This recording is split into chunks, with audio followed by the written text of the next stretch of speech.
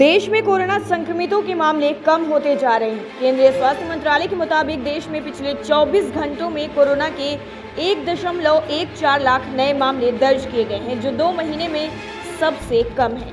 वहीं कोरोना केसों के मामलों में गिरावट के साथ ही कुछ राज्य और केंद्र शासित प्रदेशों ने लॉकडाउन प्रतिबंधों में ढील भी देनी शुरू कर दी है।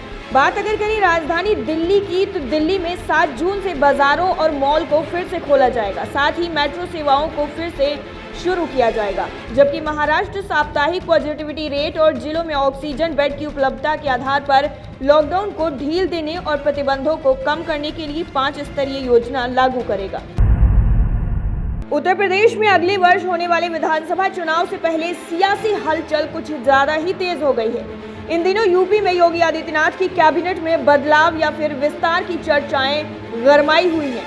इन अटकलों के बीच भारतीय जनता पार्टी के राष्ट्रीय उपाध्यक्ष व प्रदेश प्रभारी राधा मोहन सिंह शनिवार को लखनऊ पहुंचे थे। रविवार यानी आज वो राज्यपाल आनंदीबेन पटेल से मुलाकात करेंगे। उसके बाद विधानसभा अध्यक्ष और हृदय नारायण दीक्षित से भी मिलेंगे। हालांकि राधा मोहन सिंह ने इस मुलाकात को शिष्टाचार मुलाकात बताया है। कोरोना में देश की दूसरी लहर में लगातार कमी आ रही है। इसका ग्राफ लगातार नीचे जा रहा है। बीते 24 घंटों की बात करें तो देश में 2 महीने के बाद सबसे कम कोरोना के मामले दर्ज किए गए हैं। इसके साथ ही मौतों के आंकड़ों में भी काफी ज्यादा गिरावट देखी जा रही है। केंद्रीय स्वास्थ्य मंत्रालय के ताजा आंकड़ों के अनुसार देश में पिछले 24 घंटे में 1,14,460 ही नए कोरोना पेशेंट सामने आए हैं और 2,677 लोगों की कोरोना के कारण मौत हुई है। इससे पहले इतने कम कोरोना केस 5 अप्रैल को यानी बात करें 96,982 केस दर्ज किए गए थे। पंजाब नेशनल बैंक को हजारों करोड़ का चूना लगाकर विदेश भागा हीरा कारोबारी मेहुल चोकसी भारत की पकड़ में आते आते एक बार फिर रह गया है। कैरिबियाई देश डोमिनिका में पकड़े गए चोकसी के खिलाफ सबूतों का पुलिंदा लेकर एक भारतीय दल चार्टर्ड विमान से पहुंचा था ताकि उसे भारत लाया जा सके, लेकिन अब ये मामला फिलहाल लटक गया है। तो सवाल भी उठ रहे हैं। डोमिनिका की अदालत ने चोकसी को भारत लाए जाने से फिलहाल कुछ दिनों की मोहलत मिल गई है।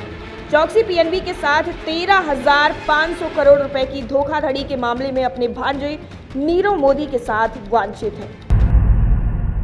बॉलीवुड के दिग्गज अभिनेता दिलीप कुमार की तबीयत एक बार फिर से बिगड़ गई है। उन्हें मुंबई के हिंदुजा अस्पताल में फिलहाल भर्ती करवा दिया गया है।